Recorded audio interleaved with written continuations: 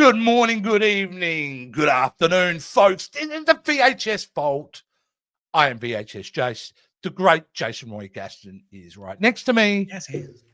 And we are back in the DC universe for our ongoing retrospective on the Superman franchise, all leading towards James Gunn's new Superman film out in June, I believe. Late June, July? Don't know. Who knows? But we'll get there. July. It's got a July 10th launch date here. I don't know what it is in your neck of the woods, but here it's the 10th. Usually a day before or a day after. It's very close. They don't F around with the Aussies, so which is good. We want our DC. Now, Supergirl, you would think the film that we're talking about tonight, Supergirl, would have been an easy film to find. It'll be on the internet. It'll be on a streaming service. No, I had to pay to watch this. It was on HBO Max for me. Was that well? Which I pay for HBO Max, but don't have Max. No, I apologize. Max just got launched here in Australia 2 days ago.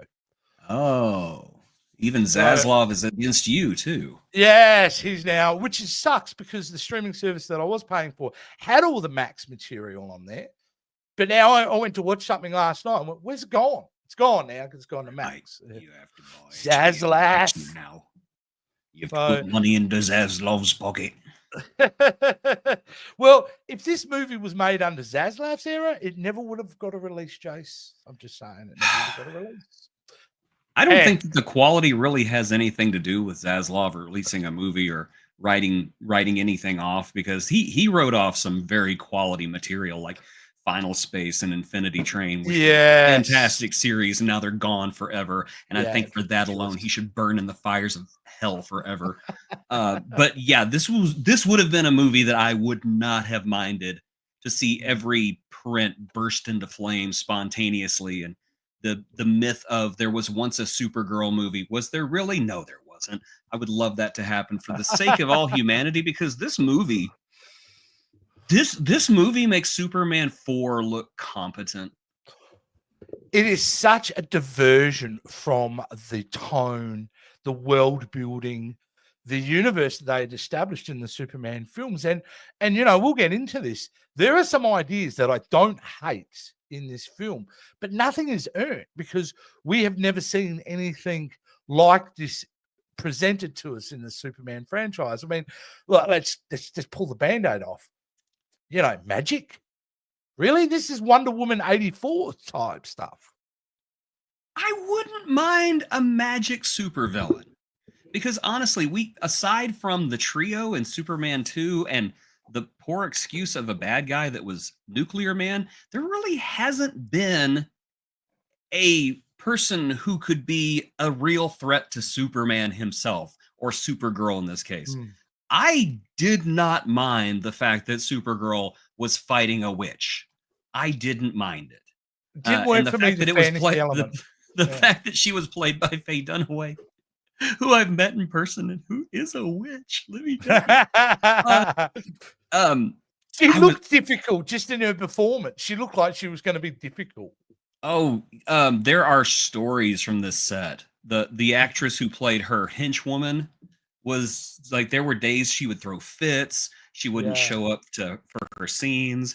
And I can tell you, my brief interaction with Miss Dunaway back in 2001, I believe every word of it. Every word. If somebody had said Faye Dunaway once ripped the heart out of a baby and ate it in front of their screaming family, I'd say, yeah, I believe you. I believe you. Not a nice person. Well, funny enough, I watched a making of, which I would recommend as infinitely better of the movie, a making of Supergirl that's on the internet that they actually made in 1983. And it's a full-blown, almost hour and a bit, not made for TV, a proper documentary. And there are scenes of her there. And what did the director say? And Helen Slater said, she's very focused on lighting. We need to have a lot of lighting for her. And there are moments where you actually see scenes of the film, but from the making of camera, these same scenes. And yeah, she just looks annoyed. But I will put it out there. If you can get a hold of this Supergirl documentary, it's on YouTube. Go watch it because it's phenomenal. But the best part of that doco, and it's a little bit of it, but it happens early on, you actually get to see the moment that Helen Slater is told she's got the part. Oh, neat. And it's a beautiful moment. And it's a moment that makes you tear up because she starts crying and she'd gone through all this work to get to the point. It's just it's a great documentary, infinitely better than the film that, which I believe, yeah. You know, it's kind of funny though, because I know of a piece of trivia, something that almost happened that would have made this movie infinitely better than what it was. Now, granted, if the set had burned down in the middle of the take, it would have made the movie infinitely better. Yeah. But before Faye Dunaway was cast, another famous future leading lady was offered $7 million to play Selena. Do you know who that person was? I had read this a day ago, and I've totally forgotten her name, but it's a big name. I remember going, wow. Miss Dolly Parton. Yes, that's cool. Supergirl could have fought against Dolly Parton. And I think I would have loved that too. Dolly Parton turned it down, saying that she didn't want to play a witch, no matter how much money was offered. But I think back to this comic book called Young Justice, and it was kind of a comic book that just like made fun of superheroes was what it was. And in their first issue, they had a villainess called the Mighty Endowed, and it was a witch who was endowed with huge tracts of land. And the gag was she couldn't stand up. She had to have two people supporting her at all times. And also all they had to do, instead of taking her out, they had to take out the two people who were supporting her, and she'd fall down and she couldn't get up. Now, I would have loved to have seen this in this movie. Now, I have great respect for Dolly Parton. I think she's an amazing humanitarian and just an overall good person altogether. But I think if they'd approached it from that angle, she would have looked at that and goes, oh, heck yeah, I'll play that part. That'd be amazing.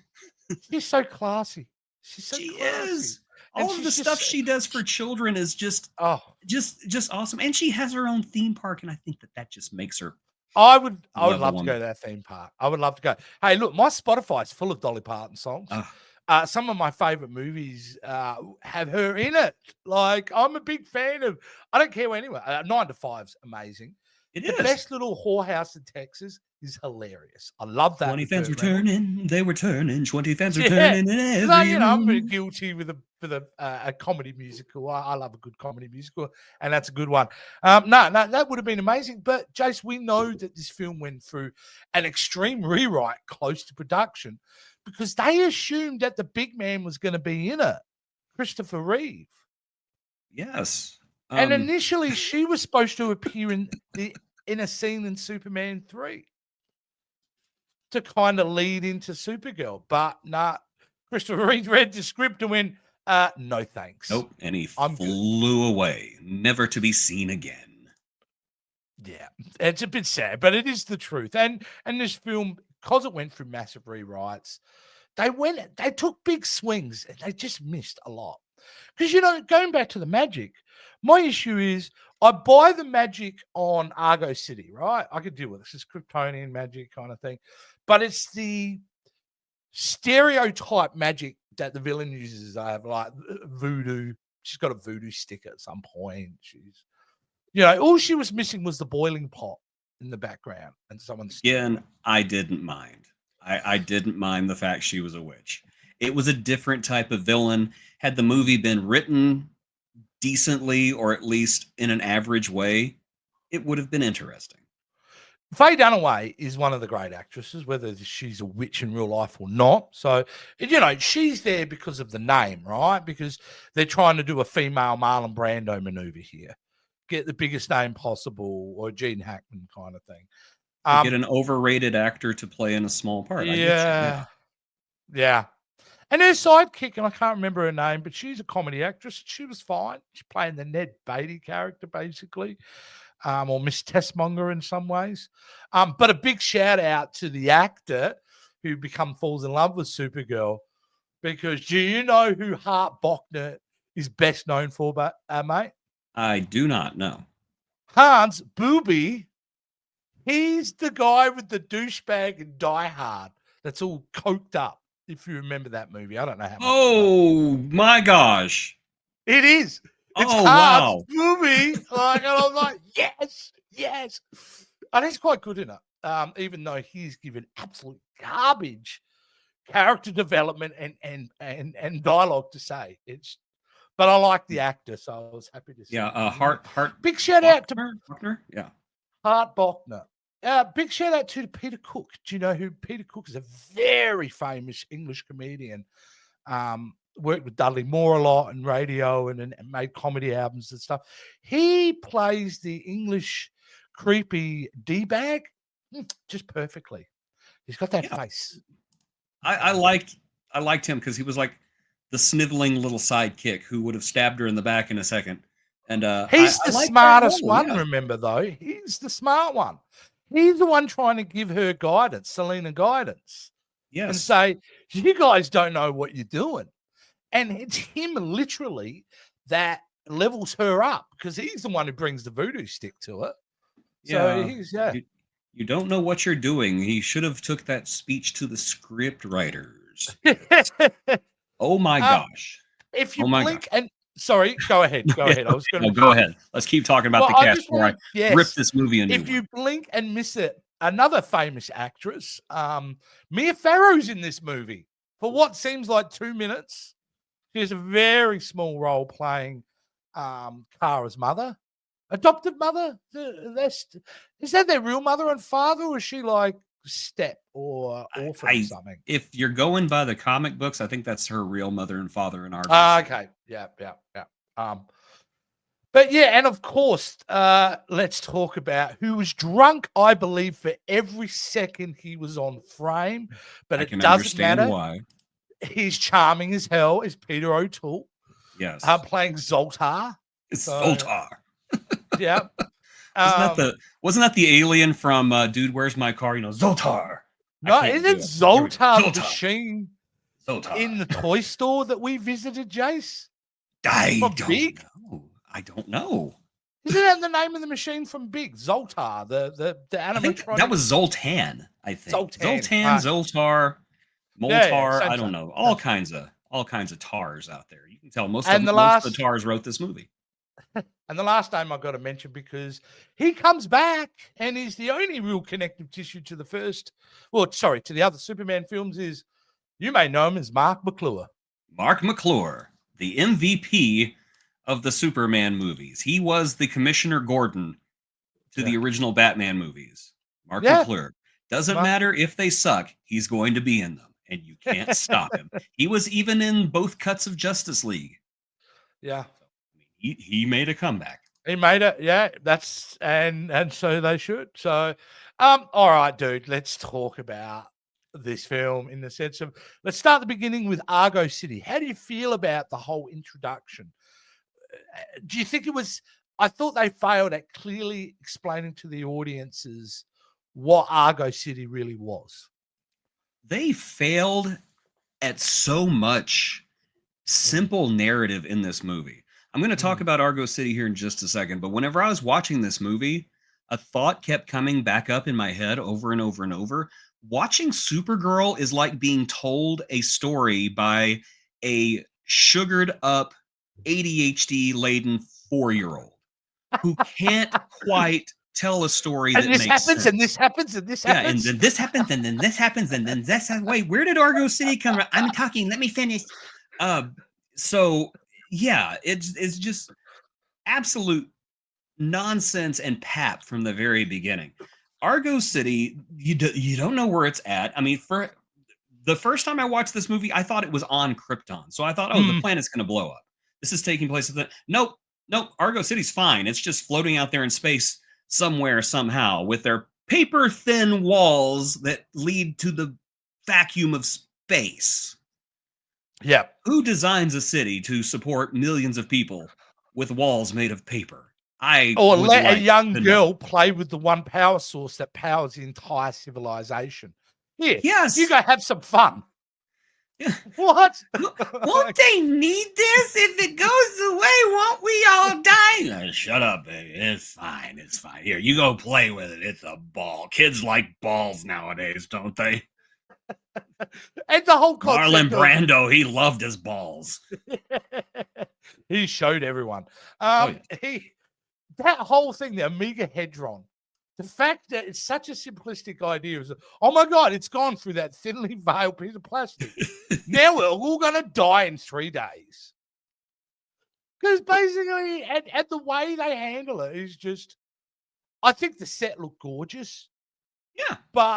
and it did, and it was big in scope. And there are moments where they lift her up in that little round module, and when she decides to go, in camera, looks great. But it's nothing stylistically to what you've informed the audiences in the 3 movies prior. It has nothing to indicate that's even related to Krypton. So I think straight away you're telling people, oh, yeah, it's Supergirl, but really it's not even going to look like anything that you resemble except the suit, Yeah.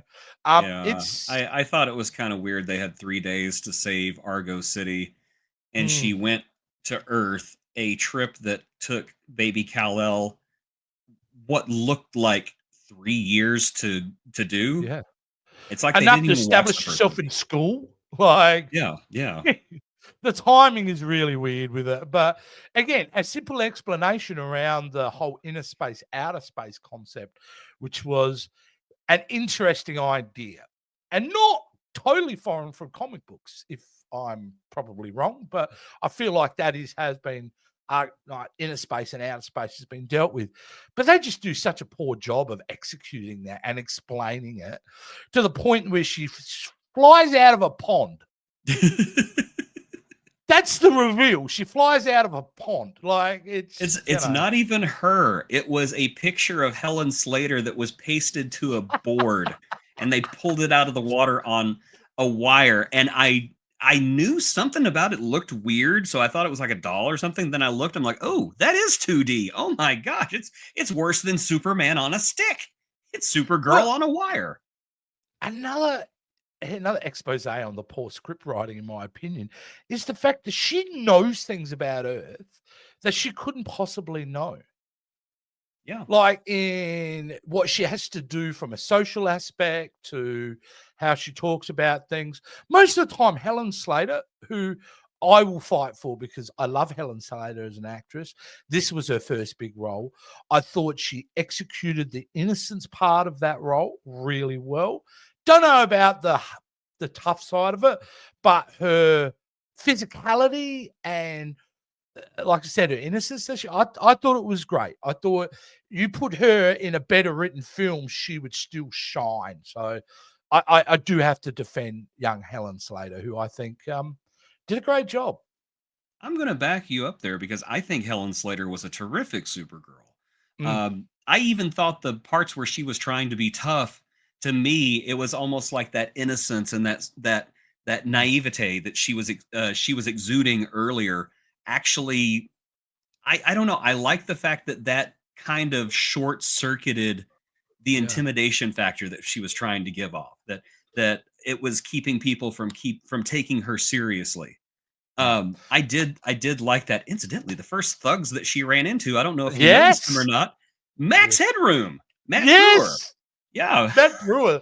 Well, I love always think that of The guy. Stand now when I think of Matt Brewer, but yeah, like he's so great. He I was will thrilled. he He will has always one of be the Max worst Headroom lines, to though. me. Max Headroom and Berlinghoff Rasmussen from Star Trek. Such a slime Yes. ball. Yes, absolutely. He has one of the worst lines though, because she kind of questions him, and why are you doing this? And he goes, it's because it's who we are.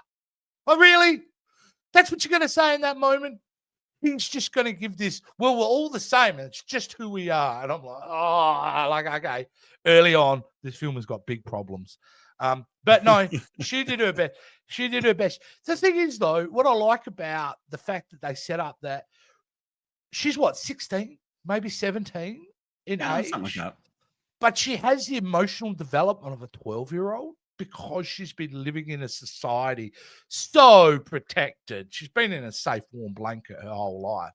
So I don't mind that. But it becomes problematic when we get introduced to her love interest, which I have a massive creepy vibe issue with the whole thing. because it just does not work. Well, he's And been it's roofied basically. He's well, the okay, roofied it's guy. pretty simplistic. Yeah, he's been roofied, right? The Yeah. fact that what I have a problem with is that she gets kissed, right?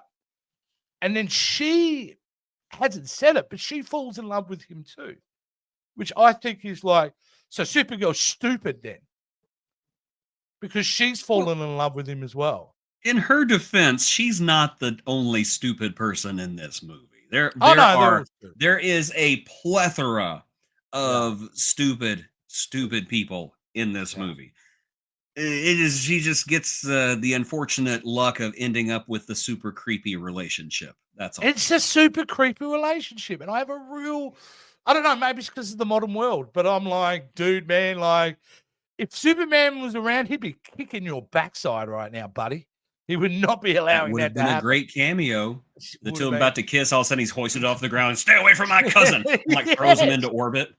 Cal, no, I loved him. You always do this to my boyfriends. So this movie being about losing a battery and then having to go find it, as soon as it gets to Earth, how does she know to become a student? She just sees some kids. She sees some kids at the park and then goes, all right, what I need to do now is enroll in this strange scenario where they're kicking around a round thing and this building. I must become part of that. Again, that's where I have a problem. She just has assumed knowledge over things. That And the is ability to weird. make a school uniform out of thin air too, which is weird. It's Well, very she's got weird. new powers, hasn't she? She's got, Yeah, the Kryptonians get new powers every single scene, and it's yeah. just weird. What about the effects of this film? How do you feel about the special effects in this film? They're not terrible. They really aren't. I would even go as far as to say that for the 1980s they were pretty high quality. The title sequence, for example, The killer. it was fantastic. The flying scenes looked good. Some of them looked a little wonky. Well, there are a couple of moments that I think look quite bad with the blue screen in the background, but those flying scenes, Jason just mentioned, the almost nearly all of them, except for the high flying scene, which is obviously on a blue screen. But the ones where you've got the camera mounted on the ground looking up and her flying and moving, that's all her, man, on those giant cranes. And I saw them filming it in that great doco, which I want to recommend again. There was way more in-camera flying scenes in this movie than any other, probably with the three Superman movies combined, I reckon. And they are great, Father. Anytime you can get it in camera and it looks kind of, I mean, yeah, she kind of looked like on wires, but there was one moment, dude, she flies and then tilts herself and runs her hand along the lake and just, it's a 2-second scene, but you see her fly and then she puts her hand out and runs her hand along the top of the lake. And I'm like, to me, I'm like, that's great. That's fantastic. Yeah. Yeah, there were lots of great moments like that in this movie. Mm, And that is one thing that I did appreciate about Supergirl. It may be a complete butt movie, mm. but they do take a moment to breathe and let you just enjoy the fact that Kara is Supergirl. She's enjoying the fact that she's Supergirl. And I 100%. liked those scenes. Especially the one you were talking about where she's running her hand across the lake. Because honestly, if I could fly, I'd do that. I'd do that in a second. That'd be one of the first Yeah. things I'd do is go flying across the lake, going wee, freaking out all the fish. That just seemed like that would be a lot of fun. There are some other scenes, and it's racking my brain trying to figure out what they are right now. But I really liked the capsule going to Earth with all of the psychedelics behind it. Just seeing the joy and wonder on her face as she was flying through this psychotic, hypnotic fever Yeah. dream acid trip From going all inner the way to space Earth. to outer Yeah. space. But I don't know. I appreciated that. I'm actually saying a lot more nicer things about this movie than what I thought I was I, going to. But well, yeah, here we I may appreciate a argue. movie that can just slow the hell down and let you enjoy moments like that. Well, here's one moment we may argue about, and that is, and I'm going to put my foot in the ground here. I like the expansion of the Phantom Zone. I'd always thought up to that point the Phantom Zone was you're stuck in that glass, and that's it. but they take it to know it's a place.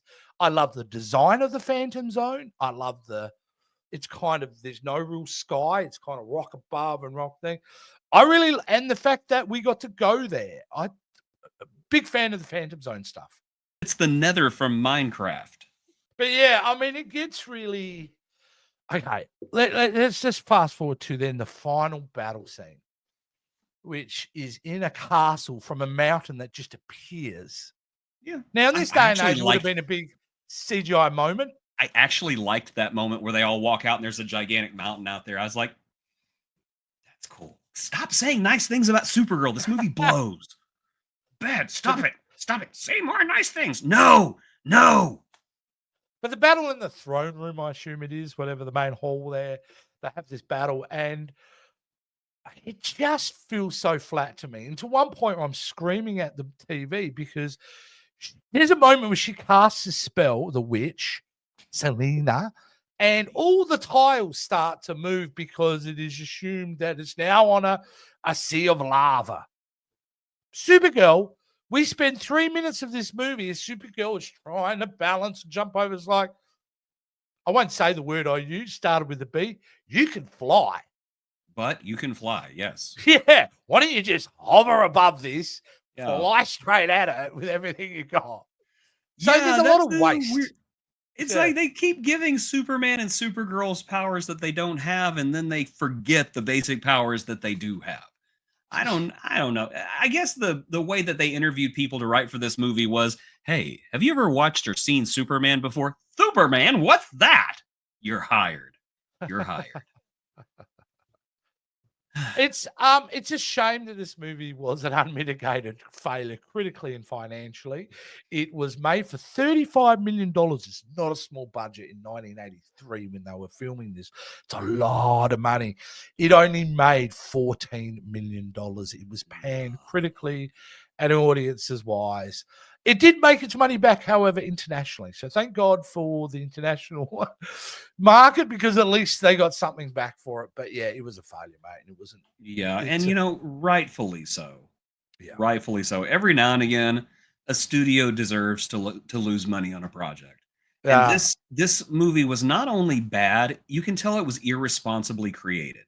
Yeah. Because any movie that the script is obviously being rewritten and written on the fly, and they have such a tenuous grasp about how to tell a basic story to the point that they just leave out essential things and hope that the audience will fill in the blanks. The studio deserved to lose money on this, and I hate it. I hate it for Helen Slater, because like you said, she's a good Supergirl.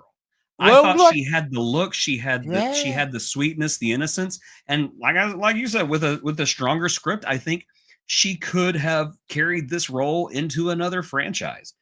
I agree. They failed her, and they failed the character, and they failed the fans, and to this day, I still wonder if those writers and producers even had any clue what they did wrong.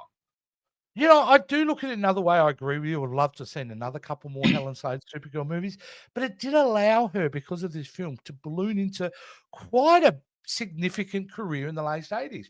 She went on to doing films like Ruthless People, The Secret of My Success, City Slickers. So she got some opportunities that she may not have gotten because of contractual obligations. And of course, we're forgetting Talia al Ghul from the Batman the Animated Series. Well, other than that, but that is a good example. She was also Supergirl's mom in the Supergirl TV show. Yes, L'Oreal. Yes, yes. Yeah, she did show up as Supergirl.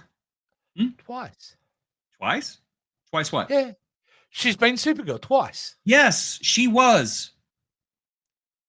But we don't talk about that second time. Well, we don't talk about, wasn't really her. We don't talk about that ghoulish, disrespectful, plastic-looking nightmare that resurrected Christopher Reeve from the grave and urinated all over his corpse for a 4-second cameo before his entire universe was destroyed. They should have just called that movie The Flush.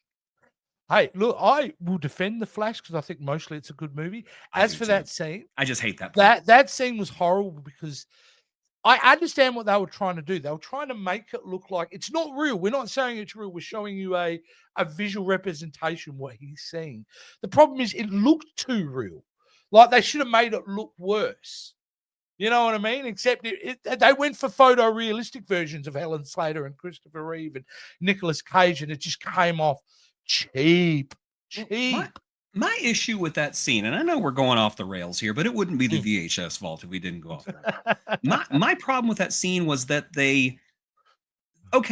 there was one scene where they go by the Batman 66 universe. Yeah. And you see Adam West running with the bomb. You can hear the voice clips and everything. Yep. That worked. Because you knew what it was, and it wasn't bad CGI or anything. It was just really cool. And you see that. No, I'm sorry. That was the Chris Reeve Superman. Yeah, whenever he was in black and white. That one worked too, because you saw Chris Reeves and all he did was turn around, and there's Jay Garrick down there running. Incidentally, the same Jay Garrick from the Flash TV show on the CW, played by the same guy, Teddy Sears. Amazing. What I had a problem with was that they could have done that for the Christopher Reeve Superman, but they chose to CGI this.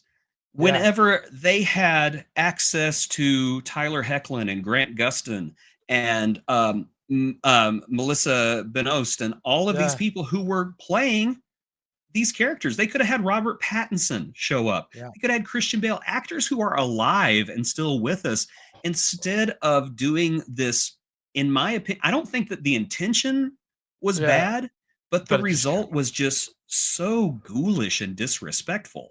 What I would add to that, you just also had, hundreds of minutes of archival footage of Christopher Reeve. Yeah. That you could have used. So, that's also like a misnomer there. But yeah, at the end of the day, she ended up having a wonderful career. And she like I said, she was Supergirl twice, but she played in the DC universe. And something that kind of shocked me when I was researching her was the fact she had such a significant presence in the DC universe. As mentioned, Talia al Ghul in Batman the Animated Series, Lara L in Smallville, and then played Eliza Danvers in the Supergirl TV series. So it was great that she, and I actually watched a great interview with her yesterday with Michael Rosenbaum called Inside of You. And when she goes into talking about, some of the stuff with the DC, and she has a lot of love and reverence for it. So, and she just seems like a really cool, nice person. So, Helen Slater, you rock. It's unfortunate. But however, you as a character rose above the quality of the film. And what more can we say? I can't say anymore, because honestly, I would not, even though this movie is complete hammered butt, I wouldn't have minded seeing her again. I wouldn't have minded seeing her in a Superman crossover, or even another movie if it was done competently, because the promise is there. And whenever you look at it, the only promise that wasn't kept was from the studio, who just completely botched it. Well, I've got a lot of faith in this new one, which we'll obviously talk about next year, is the Supergirl World of Tomorrow film that's being made. I like the actress very much. I felt in The Flash, the version of Supergirl they supplied, I thought they didn't get it. I really thought that was a miscasting. But there was an element that I liked. What would an angry, out of control Supergirl be like? And I think Helen Slater would be fascinated to watch her be that. There was a Supergirl episode with Melissa Benoist where she basically allows herself to get angry and out of control in the middle of a fight. And it was a fantastic scene, because she's using her heat vision and she's screaming at one point, and you can just tell she's letting all of her frustrations go. I honestly, and I don't remember the actress's name from The Flash, I didn't mind her as Supergirl because it was an alternate universe. So, this is everything didn't matter. Yeah, this is an Elseworlds Supergirl. Yeah. I didn't mind any of the actors in there, with the exception of what's his face? He who shall not be named. I never really cared for him. We'll just go, he's just Barry Allen, and we don't know who he is in real life. Yeah, he's Barry Allen. He's got a because he secret was. Look, identity. you can say what you like about him personally, but his Barry Allen in that film was the best version of Barry Allen we'd had on screen. Yeah, you know what though? He did a great role. He was just. They already spent $200 million on that movie. What's another couple of million to put Grant Gustin in there instead? that would have been fantastic. Just Grant Gustin is the Flash. Just do it. Just do it. The problem with the Flash, if we wanted to get into that, was the Flash went for 4 seasons too long. We know that. It shouldn't have gone as long as it had. And in a perfect world, the fan base and they would have made so much money at the box office, would have led to a 5-6 season run ending with him beginning in the Flash films. That's what they should have happened. But I also believe Grant Gustin has been unfairly branded with CW, like a horse being branded. And I think because of that, it's less of. Which wasn't always the case with those shows, because I stand by Arrow season 2 as being one of the best seasons ever. And the first 3 seasons of The Flash, I absolutely love. Yeah, definitely. It went to, I'm going to be less nice. I think The Flash was nearly unwatchable by the end. It was just, it was literally the worst thing I saw on TV. And I say that as somebody who adored this show, and I still adore the actors in the show. And my God, I could not even watch it. I was one of those people who was just like, hey, what do you think of The Flash? I don't know. I haven't watched it in like 3 years. I thought you loved it. I did love it. I don't anymore. That's something that's been new to all of us now. Is it never used to be the case when I was young. I would never abandon a TV show, but I do that more and more now because there's so much. It's not gelling. It's not gelling, and move on. Well, I would still want to recommend, if you are a fan of Helen Slater, and you haven't seen this movie in a long time, go back and watch it. Just appreciate her in the movie because she is wonderful. There are some moments that work. There is a lot that doesn't work, but hey, on the VHS Vault, we've watched worse. For sure. Absolutely. Name one. Name one. Alien vs. Predator 2 Requiem. At least that movie made narrative sense. It was a bad movie, but at least it knew how to tell a story. I'm gonna say I think Supergirl's the worst movie that we've seen so far.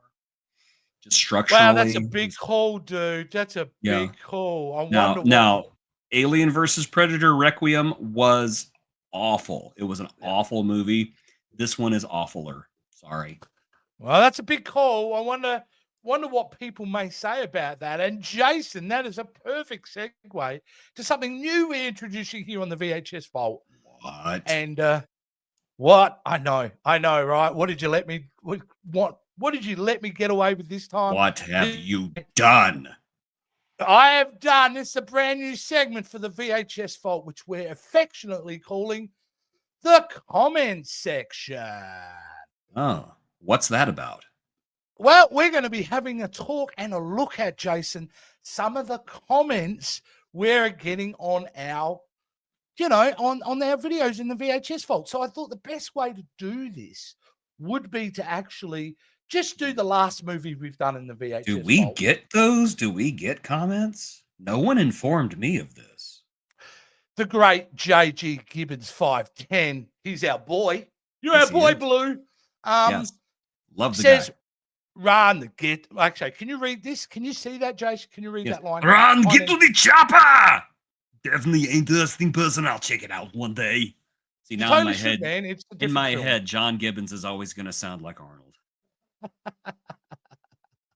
All right, the next comment. So well done, Jay. You're a legend, mate. We love your contribution, so keep it up. Okay, the next one we'll go up to he made a Stargate. is this one here from David Dogvane. My son Dogvane was almost named Chopper, middle named Chopper, but his mother wasn't having it.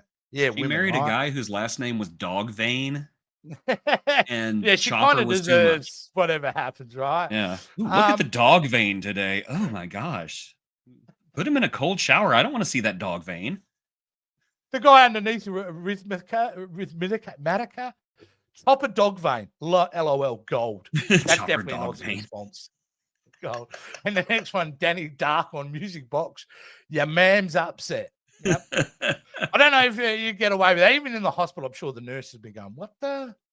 Chopper dog vein? No. 12 Flaws 67. I first saw this film in 2001 and thought 12 it was great. fluid ounces, 67. Yeah. Yeah, okay, I get it. R.I.P. Chopper. He's not someone I actually want to like. He was an entertaining bloke, but I don't know how much peace he should be resting in. Did some nasty stuff. All right. Okay. And now also, something we haven't responded to. I better get rid of that because here we go. We've got a couple of comments. The first one here is from Andrew Dix 8038. He cuts his ears off so he'll be sent to the mental ward and won't be killed. Quite obvious. Correct. You are correct.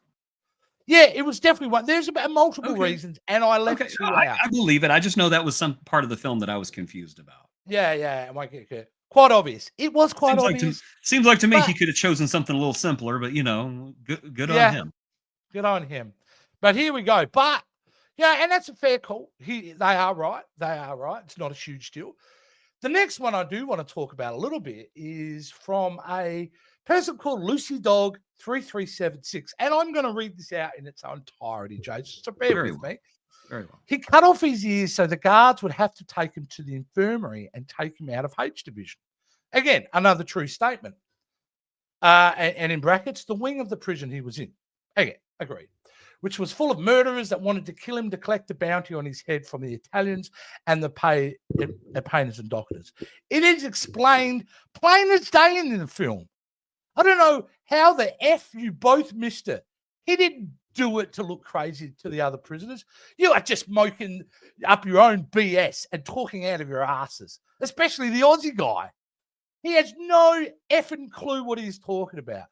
Couldn't think of a worse reputation of us. Really? like I'm worse than Chopper himself or Ivan Milat or Martin Bryant or most of the politicians. Fair enough. I'm a horrible person, Jason. You spread inaccurate information about Chopper. Disinformation. Uncle Chop, you should be ashamed of yourself. It's fake news. Also, every time you guys say Barna, I want to smash my screen. It's Barna, not banana. Well, who the heck called him banana? What are you saying though? Is it Boehner then? His name's Eric Boehner. Like, sorry, dude. Like, there's a couple of things here. I've never heard that pronounced any other way than the way I said it. And even if I did, big deal. I'm more concerned about your anger management issues that you wanted to destroy your screen in the response for me and Jason mispronouncing the actor's name. Like, at the end of the day, dude, it's an opinion. And are we talking out our asses? Yeah. That's what this show's all about. We are not Hyde-Field critics, all right? We didn't go study this. We're just a couple of dudes that like movies and like to talk about. And occasionally we're going to get stuff wrong. And occasionally we're going to miss stuff out. Mostly him, because we are human. We make mistakes. And it's a YouTube video.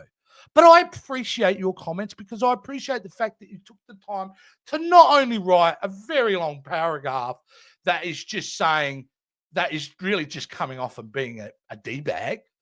But I do appreciate it based on the post that you put up there that you went back and edited it. So not only were you passionate enough about what we said, you went back a second time to do it. So I thank you for your viewership.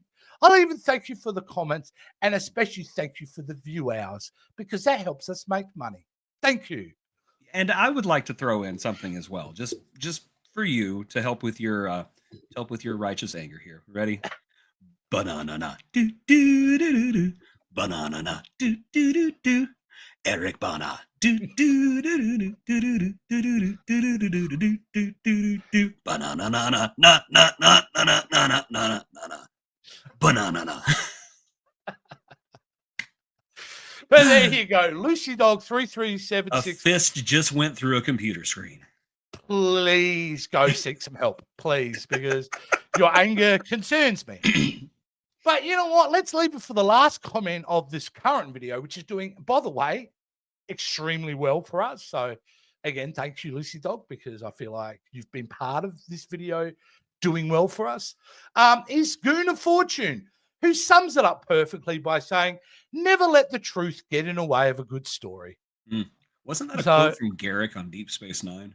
It might have been. It's been used a few times, but I think it's appropriate for the film, appropriate for our comments. So there it was, Jace. That was our first go at the comment section. That was totally worth the graphic and everything. Thank you for that. Hey, yeah. I mean, like, that's how much the comment affected me. It just made me want to be creative and base a whole segment of the show on it.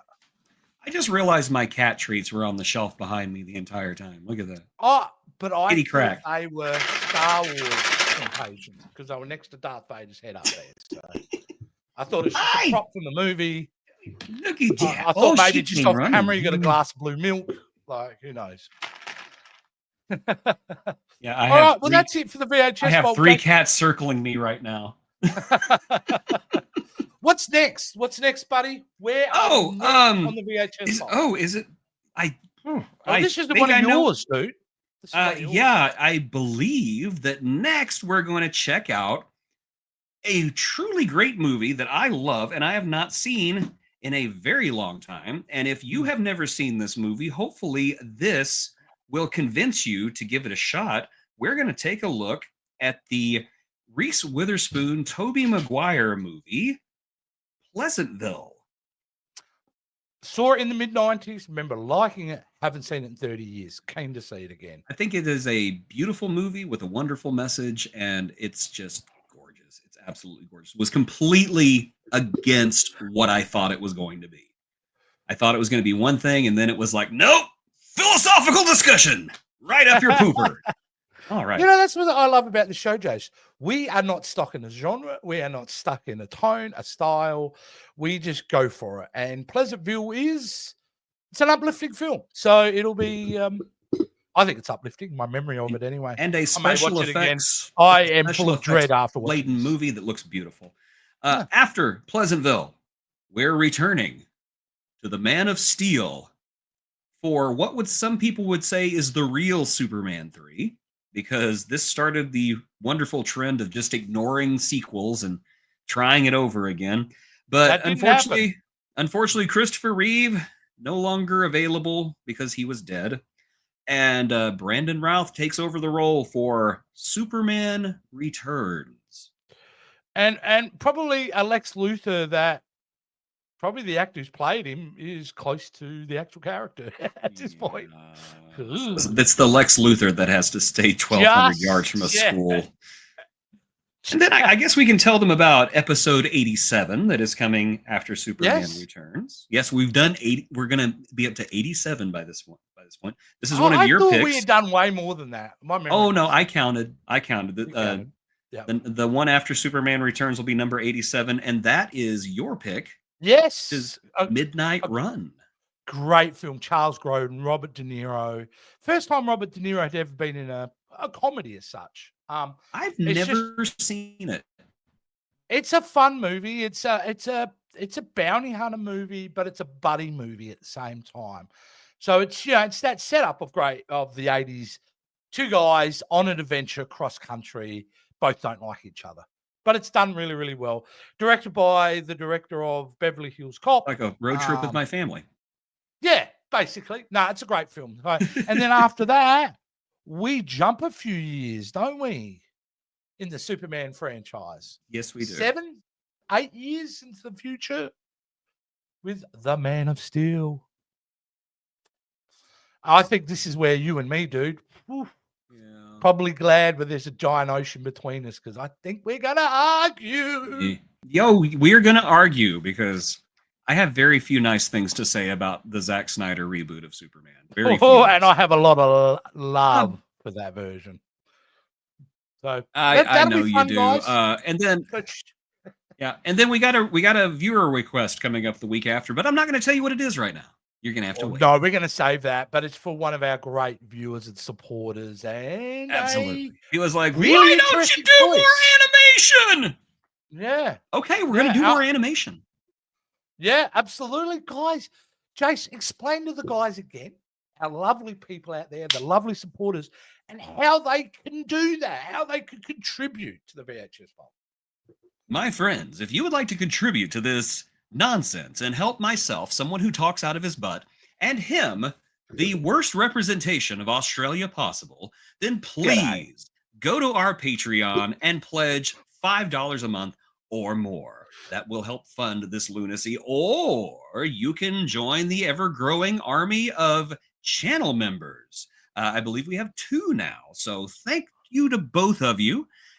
You rock. And hopefully many, many more will join because I like money. Yeah, me too. That's it. I like money. And of course, and I like every doing dollar this. you contribute US is like 3,000 Australian dollars. So we appreciate Yeah, that. for now. For now, just wait. Yeah. It'll even out. That'll get worse. Yeah, it'll even out. Oh, we're going to end the show. It's a long time talking about a film that we both didn't particularly love, right? So let's save the audience from any more trauma. Sign out, and we'll see you next time, guys, on the VHS Vault. Sayonara.